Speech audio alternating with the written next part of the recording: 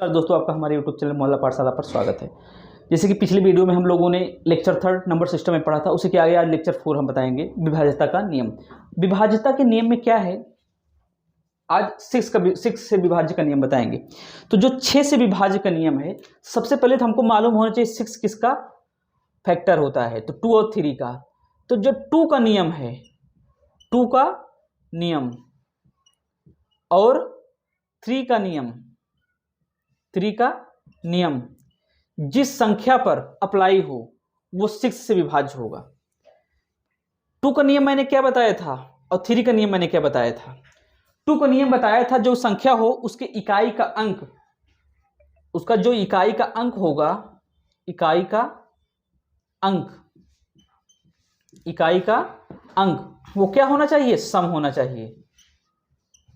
और 3 का नियम क्या बताया था, अंकों का योग, जो भी संख्या दिया है उसके अंकों का योग जो होगा वो 3 से क्या हो, विभाज्य हो, पूर्ण रूप से 3 से क्या हो, पूर्ण रूप से विभाज्य हो। तो ये 2 का नियम और 3 का नियम जिस भी संख्या पर अप्लाई हो वो 6 से डिवाइड हो जाएगा, क्योंकि 6 का फैक्टर होता है हमारा 2 और 3। क्लियर। अब एग्जांपल के माध्यम से समझते हैं क्या है। जैसे मैंने यहां नंबर लिखा 216, तो 216 में देखो हमारा लास्ट वाला डिजिट क्या है, इवन है, सम संख्या है, यानी कि यहां पर 2 का नियम अप्लाई हो रहा है। अब इन अंकों का योग करो, 213 और 69, अंकों का योग क्या आ रहा है हमारा, अंकों का हम योग कर रहे हैं तो अंकों का योग 9 आ रहा है। क्या आ रहा है, 9। तो जब अंकों का योग जो भी नंबर आए वो 3 से क्या हो जाए, विभाज्य हो जाए, तो वो मतलब कि 3 का रूल अप्लाई वहां पर हो रहा है। तो यहां पर 2 का रूल और 3 का रूल दोनों अप्लाई हो रहा है। तो जब हमारा 2 का रूल और 3 का रूल अप्लाई दोनों होगा तो वो 6 से पूर्ण रूप से विभाज्य होगा। तो ये 6 से विभाज्य का नियम था। अब हम देखेंगे 7 से विभाज्य का नियम। 7 से विभाज्य का नियम, 7 से विभाज्य का नियम पहला, जब ऐसी एक ही संख्या, जब एक ही संख्या बार बार रिपीट हो, मतलब 6 बार एक ही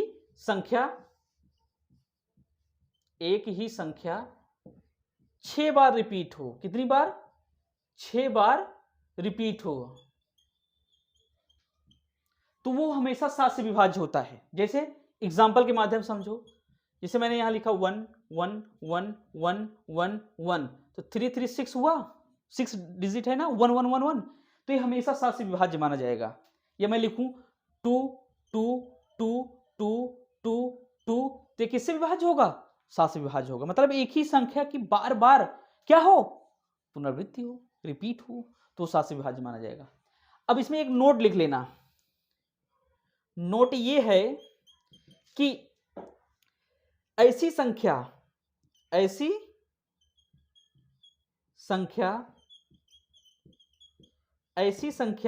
मतलब जैसे 3 हो गया, 11 हो गए, 13 और 37 और 1001, मतलब जो इस तरह का संख्या होगा, मैंने क्या बताया कि 7 से विभाज्य के नियम में एक ही संख्या का 6 बार जब रिपीट हो, 1 1 1 2 2 2, तो वो 7 से विभाज्य तो मान होगा ही।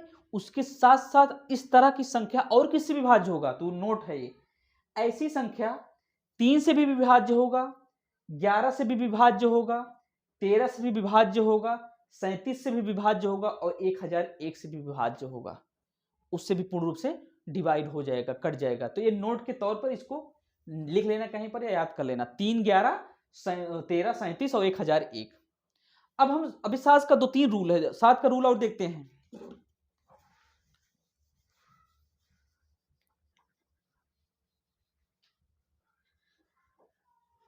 जब कभी 2 अंक की संख्या बार बार रिपीट हो, जैसे मान लो यहां तो मैंने अभी बताया था 2 अंकी संख्या, 2 अंकी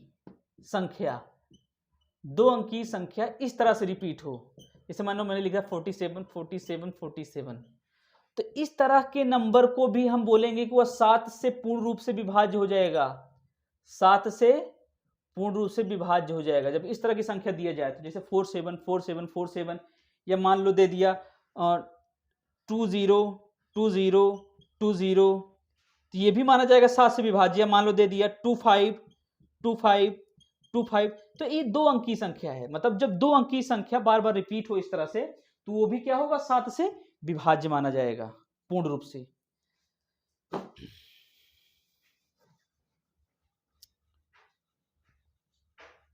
इसी तरह 3 अंक की संख्या भी हो, 3 अंक की संख्या का तात्पर्य यहां पर है, जैसे मान लो दे दिया 1 2 3 1 2 3 तो ये भी क्या होगा, 7 से विभक्त होगा। जैसे 1 2 3 तो यहां पर मैंने क्या लिखा 1 2 3 1 2 3, या मैं बोलूं 1 4 3 1 4 3 तो इस तरह की संख्या जो होती है वो भी क्या होगा, 7 से विभाज्य माना जाएगा। अब जैसे इसको मुझे चेक करना हो, इसे चेक कर लेता हूं। जैसे 7 से अगर इसको डिवाइड करें हम, वैसे ही कर लेता हूं। 7 2 जा 14, फिर 0 बढ़ाएंगे तो 3 1 को डिवाइड करेंगे, 7 4 जा 28, फिर 3 7 4 जा 28, फिर 6 और 3 7 9 जा 63। देखो ऐसे ही कट गया। तो इस तरह के भी संख्या 3 जो 3 अंकी होंगे वो भी 7 से विभाज्य माना जाएगा। अब आगे देखो, ये सब 7 के रूल हैं, अभी 7 के ही रूल सब चल रहा है, अभी सब 7 का ही रूल सब चल रहा है। अब हम देखेंगे 8 से विभाज्य का नियम, 8 से विभाज्यता का नियम। 8 से, अब देखो 8 से विभाज्य का नियम, सबसे पहले तो जो भी संख्या दिया हो, जो भी संख्या दिया हो उस संख्या में लास्ट के 3 डिजिट अगर डिवाइड हो जा रहा है बड़ी संख्या में, जैसे मान लो 512 है, यहां मैं कुछ भी लिख दूं। अब लास्ट का 3 डिजिट अगर 8 से डिवाइड हो जाए, चेक कैसे करेंगे, 8 6 जा 48 और 3 2 8 4 जा 32। अगर ये लास्ट के 3 डिजिट 8 से डिवाइड हो जा रहा है तो ये पूरा हमारा 8 से डिवाइड हो जाएगा पूरा। ये तो पहला रूल था। दूसरा रूल क्या है, अब हम देखेंगे 11 से, ये 8 वाला थोड़ा ऐसे आसान रहेगा, कर लोगे।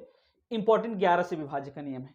11 से जो विभाज्य का नियम है, यदि, इसको लिख दे रहा हूं, नोट करके समझ लो और नोट भी कर लेना, इंपॉर्टेंट है थोड़ा। यदि आपको दी गई संख्या के सम, यदि दी गई संख्या के सम, यदि दी गई संख्या के सम स्थानों के अंकों का योग, सम स्थानों के संख्या का योग, सम स्थानों के अंकों का योग, अंकों का योग और विषम स्थानों के अंकों का योग, विषम स्थानों के अंकों का योग, के अंकों का योग 0 आ जाए, अंकों का योग का अंतर जो होगा, मतलब दोनों का अंकों का योग का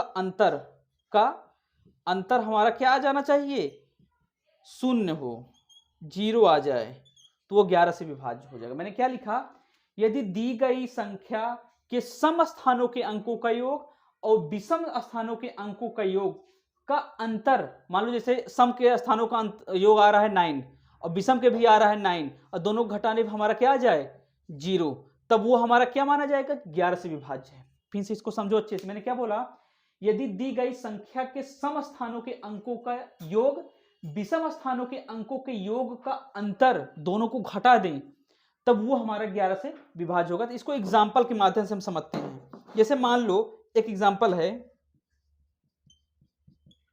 5 3 4 2 1 5। अब देखो जैसे ये हमारा 3 है, मतलब 3 2 और 5 ये आ गया हमारा। अब बचा कौन, 3 हो गया, 2 हो गया, 5 हो गया। मान लो एक एग्जांपल के माध्यम से समझते हैं, तो 3 2 5 5 10 आ गया यहाँ पर। अब बचा क्या, 5 4 और 1। सम विषम मैंने बोला था तो ये हमारा क्या हो गया, सम हो गया। अब विषम वाला देख लो, 5 + 4 + 1, इसको भी ऐड किए 10 आ गया। मैंने क्या बोला, कि यदि दी गई संख्या के सम स्थानों के अंकों का योग विषम स्थानों के अंकों का योग का अंतर क्या आ जाए, 0 आ जाए। देखो इसको समझाता हूं, ऊपर समझाता हूं तब समझ में आएगा आपको। एग्जाम्पल मैंने क्या बताया, मान लो मैंने लिया नंबर 5 3 2 5 3, एक मिनट,